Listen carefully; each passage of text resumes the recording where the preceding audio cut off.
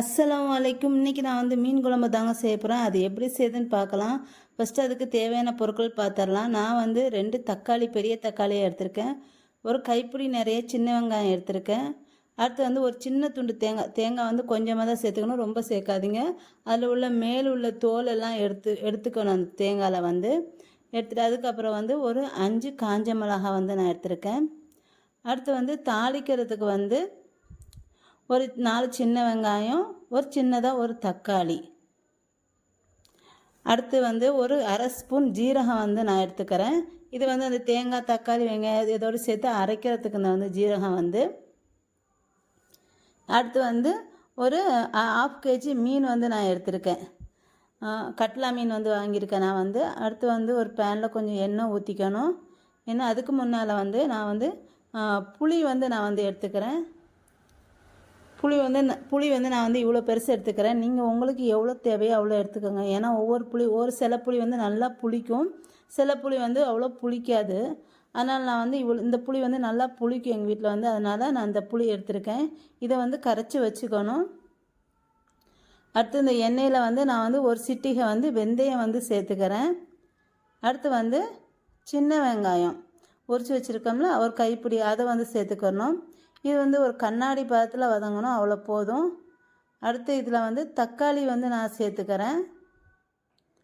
தக்காளி சேர்த்துட்டு இதை வந்து லைட்டாக வதக்கிக்கோங்க, ரொம்ப வதக்க வேண்டாம். லைட்டாக வதக்கிட்டு இப்போ இந்த மாதிரி வதங்கினா போதும். இப்போ நான் வந்து ஸ்டவ் வந்து ஆஃப் பண்ணிடுறேன். ஆஃப் பண்ணிட்டு இதில் வந்து ஜீரகமும் மிளகாத்தூளும் சேர்த்துக்கிறேன். சேர்த்துட்டு ஒரு கிளறிட்டு இதை வந்து நல்லா ஆற வச்சுருங்க. ஆற வச்சுட்டு இந்த தேங்காய் வச்சுருக்கோம்னா அந்த தேங்காயும் சேர்த்து நல்லா நைஸாக இதை வந்து அரைச்சிக்கணும். இதை வந்து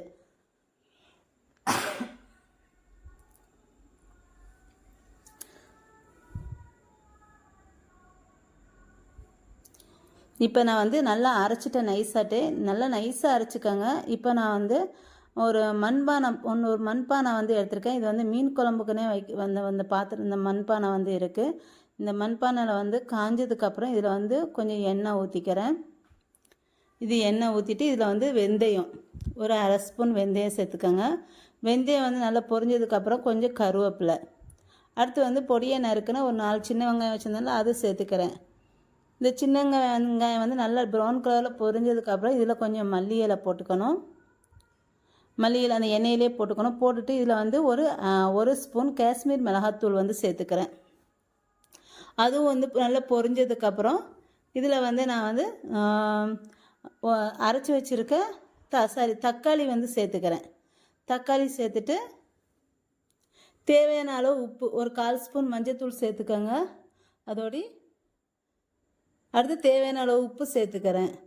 இந்த தக்காளி வந்து நல்லா கரைஞ்சிடணும். கரைஞ்சதுக்கப்புறம் இதில் வந்து நான் அரைச்சி வச்சுருக்க மசாலா பேஸ்ட் இருக்குல்ல, அதை வந்து ஊற்றிக்கிறேன். இதை அரைச்சிருக்க மசாலா மட்டும்தாங்க, வேறு எந்த மசாலாவும் நான் வந்து மீன் குழம்பு மசாலா எதுவுமே போடலை. அடுத்து இதில் வந்து கரைச்சி வச்சுருக்க புளித்தண்ணி வந்து ஒரு பாதி ஊற்றிக்கிறேன். அடுத்து அந்த புளித்தண்ணி கரைச்சி வச்சுருக்கோம்ல, பாதி இன்னும் இருக்குல்ல, அதோடு கொஞ்சம் தண்ணி சேர்த்துட்டு ஒரு பெரிய கப்புக்கு 1 கப்பு தண்ணி.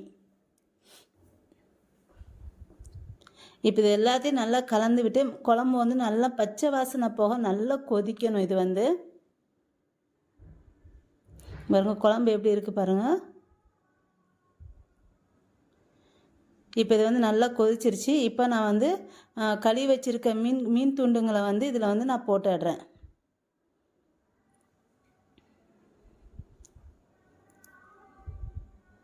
இந்த மீன் வந்து முங்குற மாதிரி நல்லா குழம்பு வந்து கிளறி விட்டுட்டு மூடி வச்சிடணும். இந்த பாருங்கள் இப்போ வந்து குழம்பு வந்து ரெடி ஆகிடுச்சு.